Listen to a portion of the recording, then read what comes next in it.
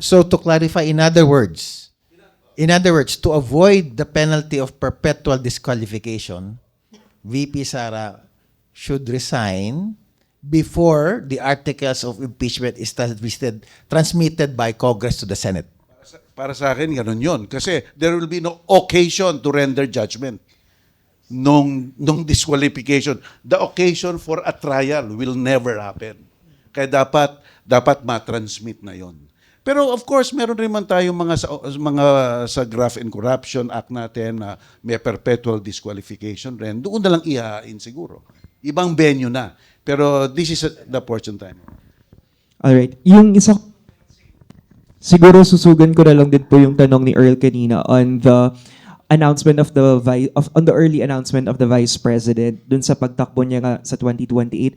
At this point po ba, would it be safe to say or premature to say pa na it backfired dahil yun, obviously there are at least sabi ng ibang mga kongresista 180 lawmakers and there's Congressman Redon saying na at least 215 votes na yung meron as of today or as of yesterday. So do you think Sir Guido, nag-backfire ba yung early announcement ni VP Sara? At this time, actually, I don't think it has backfired. I can't speak for the future. We're not predicting if it will backfire. Because at this time, she's still holding on to her significant portion of her base na still supporting her, at least from the surveys and the sentiment tracking that we're looking at. But again, it could change in the near future. I think it has helped then in a way for her because because she's using it as a leverage with to sway some votes in the Senate, possibly. I mean, we know that she will get some core voters or supporters in the Senate who are allied with her, but there will be some who will be on the fence and will be deciding one way or the other. And of course, this is a political aspect that we're talking about, not the legal aspect. I mean, technically, if it's a legal aspect, it should be just based on the evidence. But we know that reality suggests that there will be a political aspect to this among the Senate and even among the public. And last na po, to Congressman Redon na lang. Sir, for the benefit of the public, walk us through na lang po siguro yung mangyayari doon sa May 11. Kasi are we still expecting a long debate before the vote or after po ba ng sponsorship ni Chairman Luistro ay pagbobotohan na ito? Mag-open po ng sponsorship speech si Chairperson Jervil Luistro sa Lunes po. Pagkatapos magkakaroon po ng deliberation. So, pwede pong mag-interpellate. Lahat po ng mga miyembro, pwede po sila mag-manifest. Pagkatapos po, magkakaroon na po ng boto.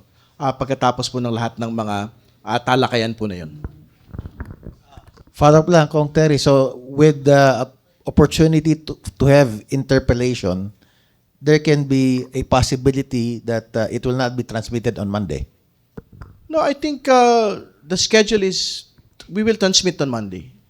We will vote on Monday and we will transmit on Monday. Thank you, sir. All right. Thank you, sir.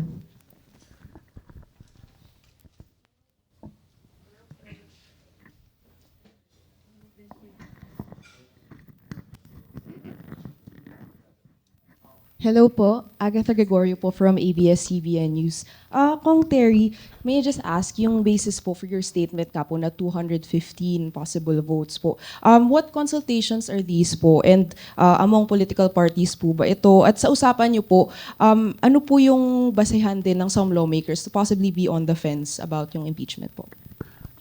Yung pong consultations, typically naman siyempre yung mga House Committee on Justice members po come from various parties, no? So, meron din pong internal reporting yung House Committee on Justice, no?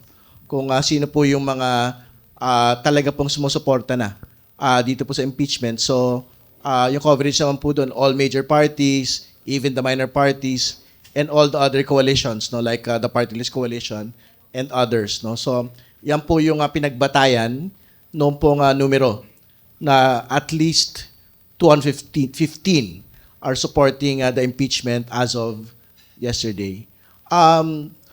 Particularly on the question on House members that are on the fence, hindi naman namin pinakikialaman yung kanilang individual determinations, no, as to why either they will vote for the impeachment, or they will oppose the impeachment, or whether they will abstain, or whether they will absent themselves from the proceedings. No? So kami po, as far as the Justice Committee is concerned, we're focused on the evidence. We believe that the evidence is overwhelming on all the grounds to impeach the Vice President, and as soon as we get the vote, we will transmit to the Senate.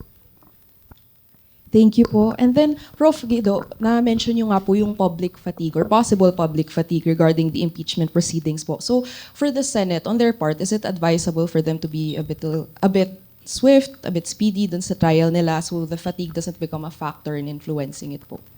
Well, if the Senate doesn't want the public to have fatigue, then yes, it's in their interest actually to make the process shorter or at least more swift or less drawn out. But yeah, we will see. I mean, they might decide to, I don't know, not even go through the motions. So we will see. I mean, I don't think it should be that short, but because the public does want the Vice President to face the Senate hearings. 90%, according to the survey, said they want her to face the Senate. So we will see if there's going to be fatigue, but definitely I think they should have it as soon as possible, forthwith, as they say. Thank you po. Okay, we have one more. Okay. Hey, sir. Ayan ba? TJ Mendoza po from Net25 News. Sir, tanong lang po, susugan ko yung tanong ni Ate Agatha regarding dun sa public fatigue. Ano kayong worst case scenario, sir, if kasi sa House po, na-prolong na dahil dun sa nangyaring decision ng Supreme Court, ano kayong worst case scenario if ma-prolong lalo yung impeachment proceedings, and sa Senate, ano yung nakikita natin mangyayari? Well, I don't think it's as bad as it sounds, yung public fatigue. I think the public will just tire of hearing it in the news and seeing it in the news, and they'll turn to other matters in the news. So if that will help the Vice President regain her support, not necessarily, even if there's a public fatigue. Now, if there's some sympathy arising from the fatigue, then it may help her reclaim some of her eroded support. Because as Kong Terry mentioned, they're actually neck and neck. She's actually neck and neck with some other prospective candidates. But this is something we'll definitely see. I mean, we'll continue to have surveys, and the other firms will continue to have surveys, and we'll monitor her numbers if that will change. And sa legal aspect naman, sir, curious lang ako, pwede ba nating ipa-inhibit po yung mga senator judges na outright nagsasabi na po kaagad na they will, kumbaga, pipigilan nila yung pag-start ng impeachment proceeding sa Senado, or yung nagsasabi na i-acquit nila si VP Sara? Kung ang tanong, pwede naman. Pero ang problema, ang magdi-decide kung ma-inhibit sila, sila mismo. So kung papa-inhibit mo si Senator De La Rosa, for example, siya rin yung magdi-decide, hindi, pwede pa ako. So walang makapag-decide para sa kanila kundi sa sarili nila. So I doubt na mag-i-inhibit sila. Gusto ko lang i-address yung speed, no?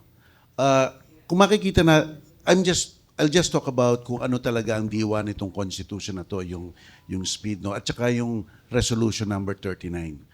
Kung makikita niyo yung resolution number 39, yung resolution doon sa kay Corona, yun ang ginamit nila. Magagaling yung ating mga senador noon. Hindi nila niligyan yung normal kolatilya na the rules of court shall apply na suppletory character. Wala, zero. Kahit na tignan-tignan nyo pa. Sapagkat alam nila, basta't ginamit natin ang rules of court, talagang baka abutin tayo ng siyam-siyam. Madaming mga hindrance yan. Pangalawa, kung mabasahin nyo yung Rule 39, basta nag-umpisa day to day, except Saturday and Sunday and holiday of obligation. So makikita mo talaga yung spirit naiintindihan nila yung diwa ng impeachment. Pagdating ng desisyon, walang motion for reconsideration. Hindi na kayo pwedeng bumalik sa amin at baguhin ang desisyon. Tapos na, period. doon pa lang makikita na natin na yung mga senador natin noon na nagbalangkas kung ano ang impeachment sa panahon nila ay speed. Talagang mabilisan ito. So dapat sana maintindihan rin ito nung ating mga senador ngayon. Sana matalino rin sila kamukha noon para maayos tayo, para maiwasan natin yung fatigue nga na sinasabi. Diba? At saka, yung ebidensya na handoon na naman nakalatag na at magdadagdag na lang. Diba? Magdadagdag. At si Senator VP Sara, pagkakataon niya rin na sumagot, pasinungalingan lahat ng ito para talaga makita natin kung sino ang matingkad. No? So yun lang dapat. Minsan, sometimes, yung kino-complicate lang natin, basta sumunod na lang tayo sa mga alituntunin at sa ating mga karapatan at sinasabi ng Constitution, baka naman mapabilis ito. Last na sa akin, sir, again for the legal aspect. Curious lang, sir, nabanggit natin kanina na twice na po na or may chance na if sa Monday ay mag-vote ng ma-impeach si VP Sara, twice na po na-impeach siya, no? Hindi po ba considered na void po yung una dun sa naging decision po ng Supreme Court, or are we still considering it na impeach si VP Sara nung una? Well, sabi nga ng Korte Suprema, no? Well, technically na-impeach rin siya. Di ba?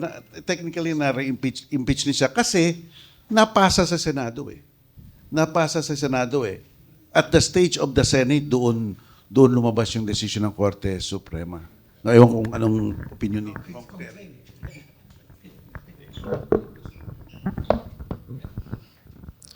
Di ka na-impeach pa rin ho siya.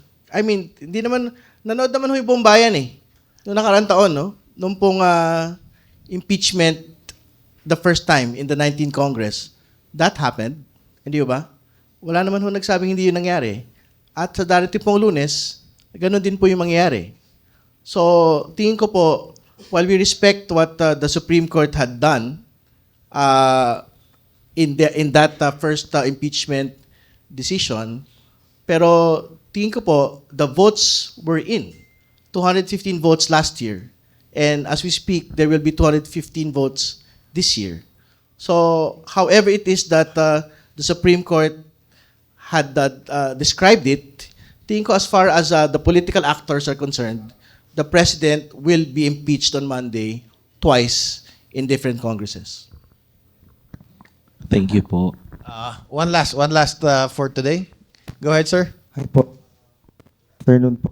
Go.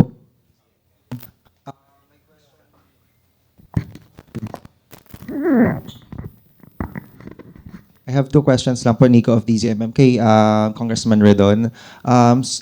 Congressman, you mentioned na-mention na rin kanina no, na yung impeachment will be a battle of court opinion, and if in case yung Senate po, if ever i-acquit nila si Vice President, given the evidences, do you think magiging malakas din yung clamor na makikita ng publiko natin na meron na dapat talaga siya na ma-impeach if ever hindi siya ma-impeach, and then ilabas po nila ito on 2028 national elections?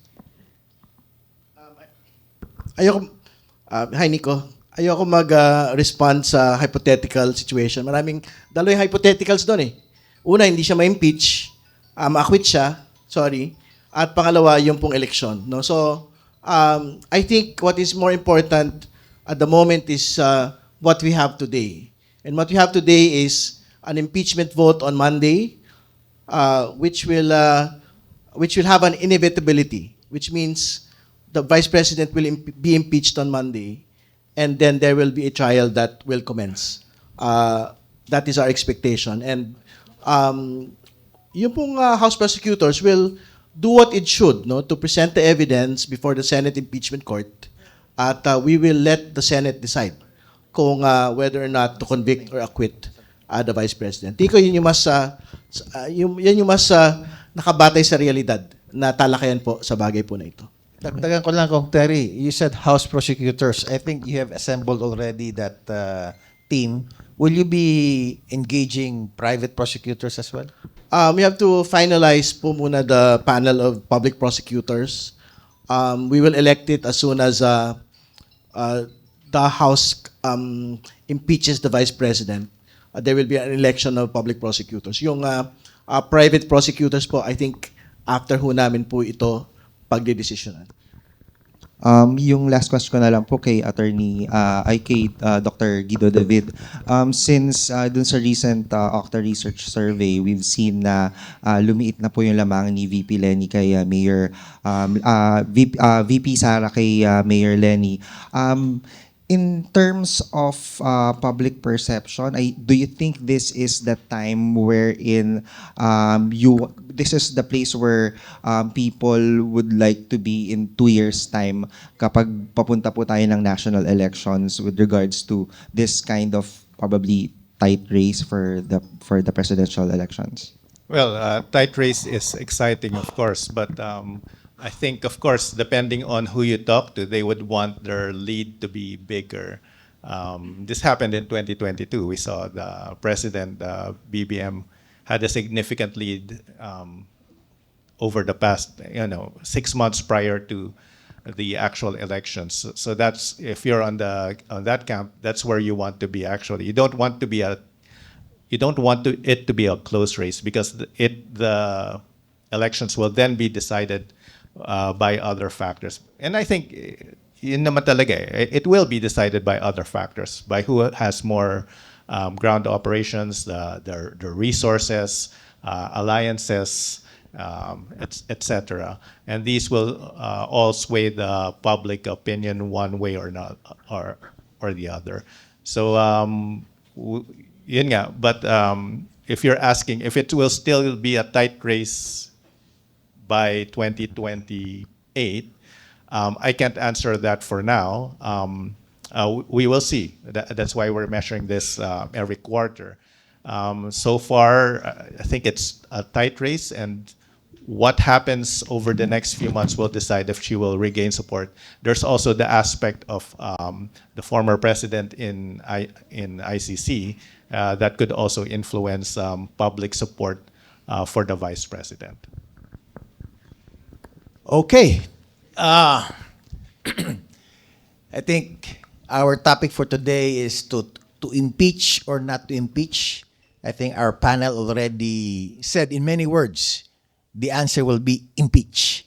Based on the data shared by Doc Guido, even the Duterte supporters, 70% of them want to see this impeachment process go forward.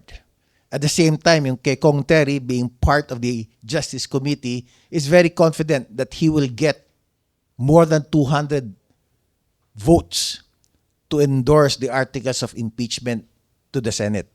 And of course, our Dean Mel, studying the evidence that were presented in the House hearings, that standard of probable cause has been met. So ang sagot, mukha yatang yes, it will be impeachment. So with that, thank you very much, Kong Terry, for your time, Dean Mel for your time, and Doc Guido. Sa susunod po, ito po ang EFG, mabuhay ang Panginoon, mabuhay ang Pilipinas, mabuhay ang Pilipino. Maraming salamat po.